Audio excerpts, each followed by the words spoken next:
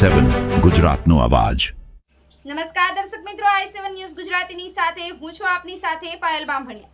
તો જોઈએ આજના મહત્વના સમાચાર। ભિલોડાની એનઆરએસ સ્કૂલમાં સુપ્રીમ કોર્ટના ચુકાદા અંતર્ગત બાળકોને માનસિક સ્વાસ્થ્ય અંગેનો જાગૃત સેમિનાર યોજાયો હતો।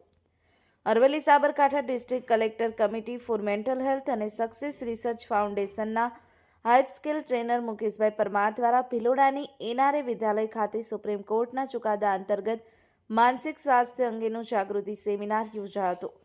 આ સેમિનારમાં વિદ્યાર્થીઓને પરીક્ષાના તણાવમાંથી કઈ રીતે મુક્ત થવું તથા વધુમાં વધુ યાદશક્તિ વધે તેવા સર્જનશીલ પ્રયોગ ટ્રેનર દ્વારા રજૂ કરવામાં આવ્યા હતા।